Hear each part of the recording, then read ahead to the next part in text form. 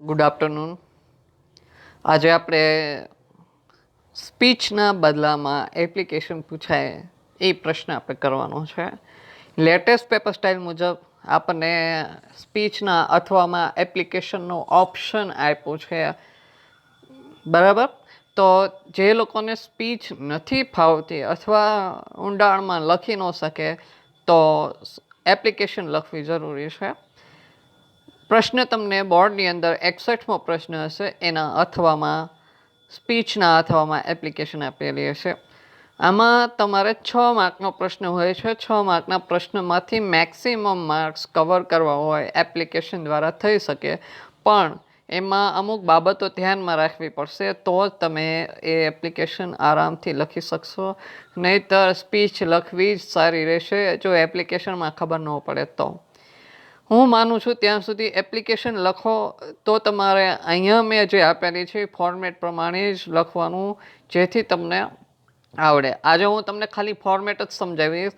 પછીના વિડીયોની અંદર તમને જે આપણે જરૂરી છે, કેવી રીતે આપણે એપ્લિકેશન લખવાની છે એ આપણે લખશું. બીજું કે એપ્લિકેશન તમને કદાચ ખબર હોય તો ગુજરાતીની અંદર અરજી લેખન આવે છે, એના જેવું જ સેમ છે.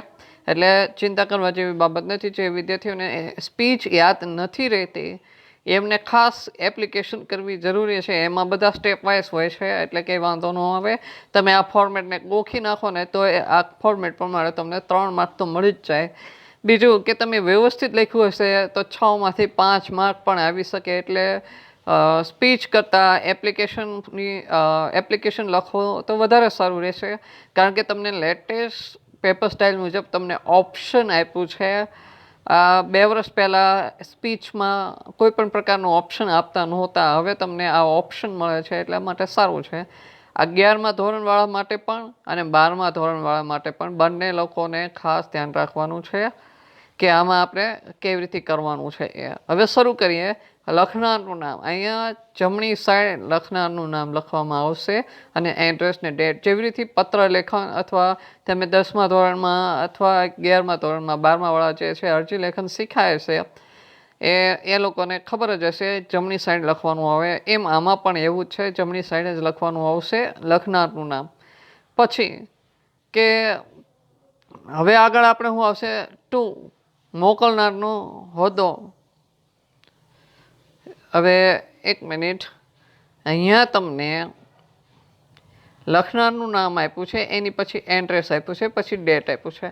આ બધું ક્રમમાં જોડાવવું જોઈએ. પાછું બીજી મેઇન વસ્તુ કે આમ લાઈન પણ જળવાવી જોઈએ. એવી રીતે આ લાઈન જે છે એ જળવાશે, એમાં આડાઅવળું ન થવું જોઈએ, કારણ કે એના જ માર્ક તમને એક્ઝામની અંદર મળવાના હોય છે. બાકી નામ ને એવું તો તમે લખી જ નાખતા હોય છે. તો શું થાય છે કે તમે ફોર્મેટનો બરાબર ઉપયોગ ન કરો, એટલે ટૂંકમાં જે રીતે ફોર્મેટમાં, એટલે કે આ સીધી લાઈનમાં જ લખાવવું જોઈએ, એ ફોર્મેટ ન હોય તો એના માર્ક્સ કપાતા જાય છે. પછી અહીંયા આવે છે ટુ. ટુમાં જે સામેવાળી વ્યક્તિને આપણે મોકલવાનું છે એનો હોદ્દો લખવાનો આવશે. ખાસ ધ્યાન રાખજો, અહીંયા સામેવાળા વ્યક્તિનું નામ નહીં આપ્યું હોય, એની કંપનીનું નામ હશે અથવા કોઈ સંસ્થાનું નામ આપ્યું છે, તો એ સંસ્થા પ્રમાણે એ વ્યક્તિમાં સૌથી ઊંચું પદ કોનું હોય તો એ હોદ્દો તમારે લખવાનો થાય. પછી સંસ્થાનું નામ, જ્યાં આપણે અરજી કરવાની છે એ સંસ્થાનું નામ, પછી એનું એડ્રેસ. પછી સબ્જેક્ટ. સબ્જેક્ટની અંદર અહીંથી શરૂ કરવાનું આવશે. અહીંયા મારે ભૂલથી શબ્દ લખાઈ ગયેલો હોવાને કારણે ડાર્ક એરર, આ કોઈ નિશાની નથી એટલે આ કંઈ કરવાનું નથી. અહીંથી શરૂ થશે એન.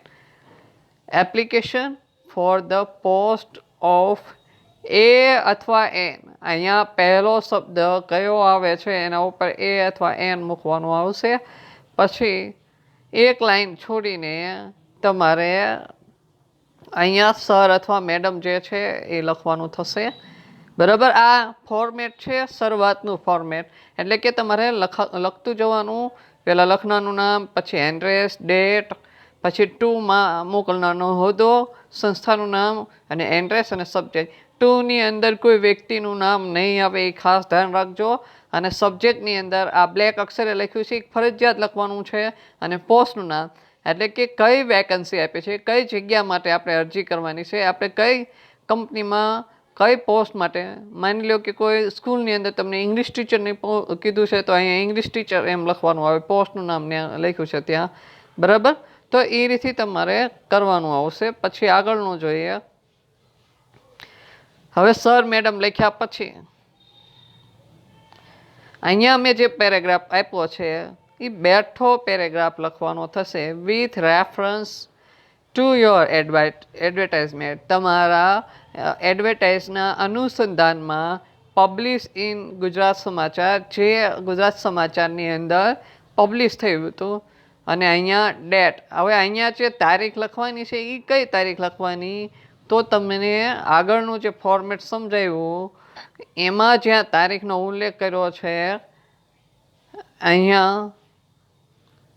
અહીંયા જે તારીખ લખો ને એ તારીખ ત્યાં લખવાની, બરાબર. પછી તો કે તમને અહીંયા પોસ્ટનું નામ છે એ પોસ્ટનું નામ, પછી તારીખ, પછી four the post of a અથવા એન, એ બેમાંથી એક લખવાનું. ફોર ધ પોસ્ટ ઓફ એટલે કે આ જગ્યા માટે. અને પોસ્ટનું નામ શું, તો કે આપણે આગળ ઇંગ્લિશ ટીચર કીધું સબ્જેક્ટમાં, તો એ જ અહીંયા આવશે. એવી રીતથી લખતું જવાનું. બાકી બધું ફિક્સ જ હશે. I offer myself as a candidate. હું મારી જાતને એક ઉમેદવાર તરીકે પ્રેઝન્ટ કરું છું ફોર ધ સેડ પોસ્ટ, આપેલી પોસ્ટ માટે. My biodata is below. અને મારો બાયોડેટા નીચે પ્રમાણે છે. હવે અહીંયા બાયોડેટા. હવે અહીં બાયોડેટામાં ફૂલ નેમ એટલે કે તમને આગળ લખનારનું નામ જ્યાં કીધું એ અહીંયા લખવાનું આવશે, ફૂલ નેમ. પછી ડેટ ઓફ બર્થ છે આ ફિક્સ જ તમારે યાદ રાખવાની. આ સિવાયની કોઈ ડેટ ઓફ બર્થ લખવાની નહીં, આ તમારે ફિક્સ લખવાની. માની લો કે તમે તમારી જન્મ તારીખ લખો તો તમે વિચાર કરો હજી 12મા ધોરણમાં છો તો તમે કોઈ શિક્ષકની કે કોઈ એકાઉન્ટની એવી પોસ્ટ ના તમે કોઈ એપ્લાય ન કરી શકો. એટલે ખાસ ધ્યાન રાખવું કે આ તારીખ છે એ તમારે લખવી રહેશે. એમાં 1988 ખાસ ધ્યાન રાખવું, બરાબર. પછી આગળ જોઈએ તો એમાં કીધું છે મધર ટંગ. હવે અહીંયા મેં એવું કીધું પ્રશ્ન પ્રમાણે સિટી જોઈને, પ્રશ્ન છે એમાં જોઈને સિટી લખવો. કેવી રીતે, તો કે કોઈ કેરેલાથી એપ્લાય કરતો હોય તો એની મધર ટંગ શું હોય, મલાયાલમ હોય. કોઈ તામિલનાડુથી એપ્લાય કરતો હોય, પ્રશ્નની અંદર એવું લખેલું હોય તો ત્યાં એની ભાષા છે તામિલ હોય. જો આંધ્રપ્રદેશમાંથી કરતા હોય તો તેલુગુ હોય, પંજાબમાં કરતા હોય તો પંજાબી હોય. એ તમારે ખાસ ધ્યાન રાખવું પડશે, બરાબર. પછી આગળ લેંગ્વેજ નોન, એમાં તો આ બે લખી જ નાખવાની, હિન્દી અને ઇંગ્લિશ. મોસ્ટ ઓફ બધા લોકો ઇંગ્લિશ અને હિન્દી જાણતા જ હોય. હોબીસ. હવે હોબીની અંદર ખાસ ધ્યાન એ રાખવાનું કે તમને પ્રશ્ન પ્રમાણે કઈ પોસ્ટ આપી છે.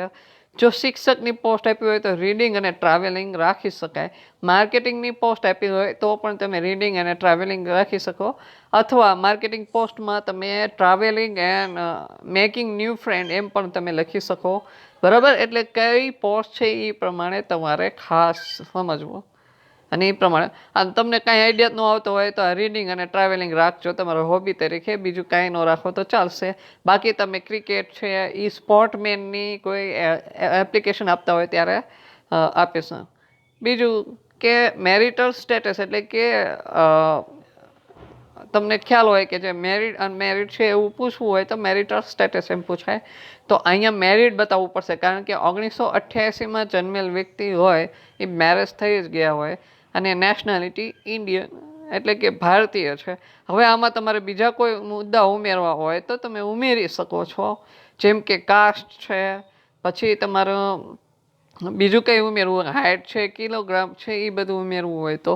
જો એવું ઉમેરવું હોય તો ખાસ કરીને તમારે જોવાનું પોસ્ટ, જો કોઈ સ્પોર્ટ ટીચરની અથવા કોઈ આર્મીની અથવા પોલીસની કોઈ પોસ્ટ હોય તો એ પ્રમાણે તમારે અહીંયા લખવું પડે.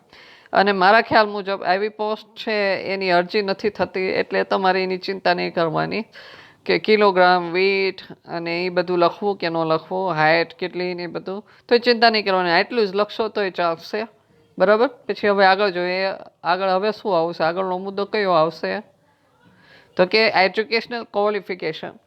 એની અંદર તમારું છે એ ધ્યાન શું રાખવાનું છે. અહીંયા તમે બોર્ડ શબ્દ ન લખો તો હાલશે, ડિગ્રી તમારે લખવું જરૂરી છે. પછી અહીં બોર્ડ અથવા યુનિવર્સિટી, સ્ટ્રીમ એટલે કે પ્રવાહ અને સબ્જેક્ટ અને કયો વિષય એમાં પછી ક્લાસ એટલે કે ફર્સ્ટ ક્લાસ, સેકન્ડ ક્લાસ, એમ પર્સન્ટેજ એટલે કે કેટલા પર્સન્ટેજ આવ્યા એને પાસિંગ યર એ ખાસ તમારે ધ્યાનમાં રાખવાનું. બરાબર. હવે જોઈએ કે અહીંયા મેં એચએસસી આપણે બધામાં ફરજિયાત મૂકી દેવાનું. ગમે એ એપ્લિકેશન પૂછાય તો એચએસસી. પછી એમાં કયા બોર્ડમાં કર્યું હતું? ગુજરાત બોર્ડમાં કર્યું હતું આપણે. પછી કોમન એચએસસી છે એ કોમન રાખશું. બરાબર. એમાં જો તમને એકાઉન્ટની પોસ્ટ પૂછી હોય અથવા સાયન્સના કોઈ સબ્જેક્ટની પોસ્ટ પૂછી હોય તો એ પ્રમાણે તમારે, જો એકાઉન્ટન્ટ હોય તો કોમર્સ અને સાયન્સનું હોય તો સાયન્સ. પણ શિક્ષકની પૂછવું હોય તો એમાં તમારે અહીંયા કોમન શબ્દ જ રાખવો. પછી 76% તમારે, પછી 80% રાખવા હોય, 55% રાખવા, એ તમારા ઉપર છે. પછી પાસિંગ યર જે રાખ્યા છે એ બધા તમારે આમાં આપ્યા છે એ પ્રમાણે જ કરવાના રહેશે. બરાબર. બીજું કે શિક્ષકની જ્યારે કોઈ પોસ્ટ પૂછાય ત્યારે અહીંયા 3 ખાના આવશે. પહેલી વાત તો કે અહીંયા બેચલર ડિગ્રી આવશે. માની લો કે કોઈ વ્યક્તિ છે ઇંગ્લિશ ટીચરની પોસ્ટ માટે એપ્લાય કરે છે તો એચએસસી પછી બીએ આવે, બીએ. બરાબર. પછી એમએ આવે, એટલે કે બીએ પછી એમએ અહીંયા આવશે અને છેલ્લું વધે એમાં બીએડ. એટલે એ ક્યાં આવે તો કે છેલ્લા ખાનામાં બીએડ આવે. એવી રીતે તમારે જોતું જવાનું આવશે. જો શિક્ષકની પોસ્ટ ન હોય અને બીજી કોઈ પોસ્ટ હોય તો ખાલી તમારે 2 જ ખાના, એટલે કે આ 2 જ ખાના કરવામાં આવશે, છેલ્લું ખાનું નહીં. શિક્ષકની પોસ્ટ હોય તો 3 ખાના આવશે, શિક્ષક સિવાયની પોસ્ટ હોય તો 2 જ ખાના આવશે. એ ધ્યાન રાખવાનું. અને પછી આ રીતે જે સાલ છે પાસિંગ યર એ તમારે ફરજિયાત લખવાની. અહીંયા પછી માની લો કે બોર્ડ યુનિવર્સિટી તમારે ગુજરાત યુનિવર્સિટી, ગુજરાત યુનિવર્સિટી કરી નાખવાનું બધામાં. અને હા, તમને કદાચ તામિલ હોય અથવા ચેન્નઈનું હોય, પંજાબી હોય તો Punjab university, Tamil university, Andhra Pradesh university, એવી રીતે લખવાનું. જે સ્ટેટ વાઇઝ હોય એ પ્રમાણે લખવાનું આવે. એ ખાસ ધ્યાન રાખો. એટલે મોસ્ટ ઓફ છે એ ગુજરાતી જ આવશે, એટલે બહુ વાંધો નહીં આવે. પછી નીચે છે એક્સપિરિયન્સ. તમારે હવે એક્સપિરિયન્સની અંદર આ બધું ફિક્સ છે, ખાલી બ્લેક અક્ષર સિવાય તમારે અહીંયા કોઈ હાવ જુદી જ કંપનીનું નામ લખવાનું. અહીંયા તમને માની લો કે પોસ્ટ કઈ કંપનીમાં કીધું છે તો કે તમને રુચિ પ્લાસ્ટિકમાં કીધું છે કે તમારે મેનેજર માટે એપ્લાય કરવાનું છે, તો ત્યાં તમે રુચિ પ્લાસ્ટિકને એપ્લાય કરો. પણ તમે હાલમાં કઈ સંસ્થામાં કામ કરો છો તો તમે મધુસિલિકા એમ લખી શકો. અહીંયા મધુસિલિકામાં હું 7 વર્ષથી કામ કરું છું એમ કહી શકો. બરાબર. આ બ્લેક અક્ષરે લખ્યું છે એ સિવાયનું તમારે પાકું કરવું પડશે. બરાબર. એટલે આમાં ગોખિત નાખવાનું આવે કે આ વસ્તુ આવે, આ વસ્તુ છે એ આપણે આ રીતથી જ કરવાની, જેથી તમને વાંધો ન આવે. પછી છે રેફરન્સ. હવે આગળ જોઈએ રેફરન્સમાં કઈ રીતે કરવાનું આવશે. રેફરન્સમાં એક વ્યક્તિનું નામ લખી નાખવાનું. અહીંયા તમને મન ફાવે એ નામ લખી નાખવાનું, પણ આગળ શ્રી શબ્દ લગાડજો. બરાબર. કારણ કે એ રેપ્યુટેડ વ્યક્તિ હોય. હવે અહીંયા તમે જે વ્યક્તિનો રેફરન્સ આપો છો એ તમે જે એક્સપિરિયન્સ બતાવ્યો એમાં જે સંસ્થા બતાવી, અહીંયા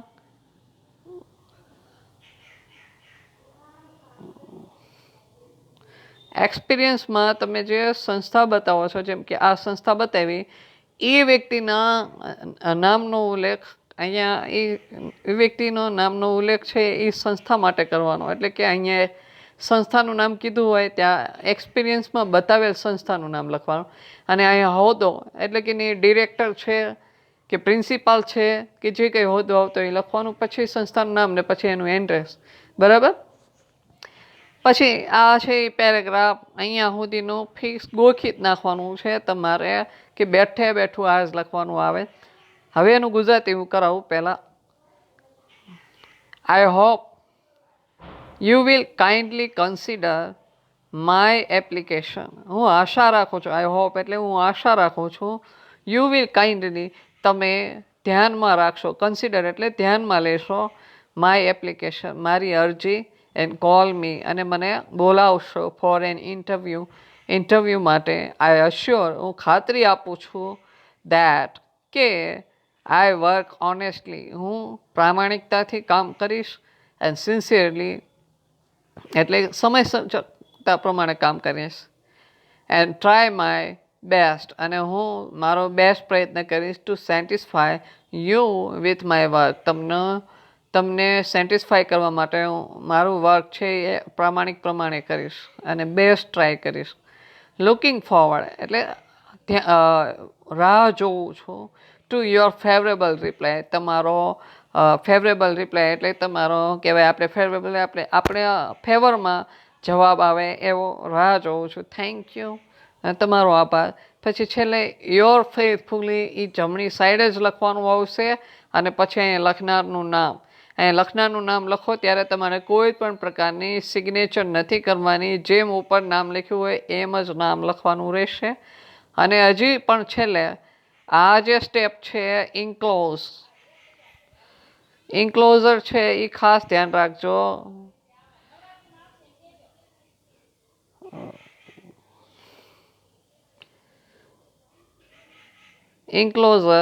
આ જે ઇન્ક્લોઝર છે એની અંદર આપણે જે ડિગ્રીના ખાનામાં જેટલી ડિગ્રી બતાવી હોય એ પ્રમાણે લખવાનું. અત્યારે તો મેં એક જ બતાવી હતી એટલે અહીંયા 1 લખ્યું છે. પછી જે પોસ્ટ હોય એ પ્રમાણે 3 ડિગ્રી બીજી વધારાની આવશે અથવા 2 ડિગ્રી વધારાની આવે તો લખવાનું ટ્રુ કોપી ઓફ. પછી માની લો કે આપણે મેનેજર માટેની પોસ્ટ માટે એપ્લાય કરેલું તો એમાં ડિગ્રી કઈ આવે તો કે BBA અને MBA આવશે. તો આપણે શું કરશું, true copy of BBA marksheet. પછી એની પછી કઈ હોય તો કે માસ્ટર ડિગ્રી. તો માસ્ટર ડિગ્રી માટે આપણે શું કહ્યું તો true copy of MBA marksheet. બરાબર. તો એ રીતથી જે ડિગ્રી માગી છે એ પ્રમાણે લખતું જવાનું. બરાબર. હવે બીજી વાત કે અહીંયા સુધી તમારી એપ્લિકેશનની ફોર્મેટ થઈ.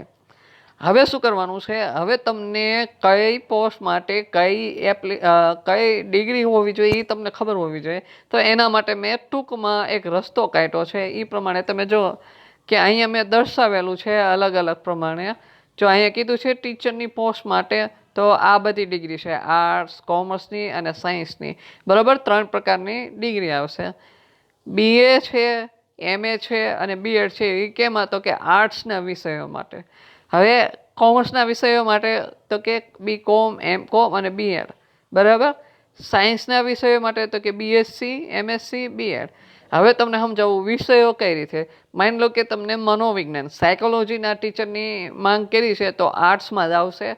તો એમાં BA લેવાનું આવે, પછી MA અને પછી BEd. હવે તમે જે ડિગ્રીના મેં તમને કીધા એમ 3 વર્ષ, 2 વર્ષ અને 2 વર્ષ એમ હોય છે. BAની ડિગ્રી 3 વર્ષ થાય, MAની ડિગ્રી 2 વર્ષ થાય, BEdની ડિગ્રી 2 વર્ષ થાય. એનો મતલબ એમ થાય કે જે ડિગ્રી બી વાળી આવે શરૂઆતમાં એટલે કે કોલેજના 3 વર્ષ એટલે કે BCom, BSc, BA એ 3 વર્ષના હોય છે.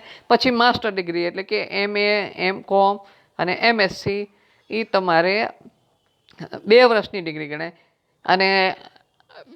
અને પછી જો BEd લખતા હોય તો 2 વર્ષની ડિગ્રી થાય. પછી માની લો કે તમારી પોસ્ટ છે એ મેનેજર માટેની પૂછાય છે તો તમારે આ 2 ડિગ્રી લખવાની રહે, BBA અથવા MBA. પછી તમને કોઈ કોમ્પ્યુટરની પોસ્ટ કે તો એમાં BCA અથવા MCA આ બંને લખવાની આવે. પહેલાના માટે 3 વર્ષ હોય, બીજાના 2 વર્ષ હોય. આ સિવાયની કોઈ બીજી પોસ્ટ હોય તો તમારે HSC તો લખવાનું જ છે. પછી કોઈ બેચલર ડિગ્રી બતાવી દેવાની. બરાબર. માની લો કે તમને જનરાલિસ્ટની પોસ્ટ પૂછી છે, જનરાલિસ્ટ. બરાબર. એટલે કે તમને કોઈ ડિગ્રીમાં કોઈ ન્યૂઝ રિપોર્ટરની તમને પૂછી છે તો પહેલાં તમે HSC તો આપણે લખવાના જ છીએ. પછી આ BA અથવા BCom અથવા BSc આ 3માંથી એક બતાવી દેવાની અને પછી ડિપ્લોમા ઇન રિપોર્ટર અથવા જર્નલિઝમ એ જે આવતું હોય એ લખવા. એટલે આના 2 વર્ષ હોય અને આના 3 વર્ષ એટલે 3 ને 2 5 વર્ષ થઈ ગયા. એટલે કે આ તમારી ડિગ્રીની જાણ માટે છે. તમારે આને ફોર્મેટ તરીકે નથી લખવાનું પણ ડિગ્રીની જાણ માટે લખવાનું છે તમારી પાકી બુકમાં.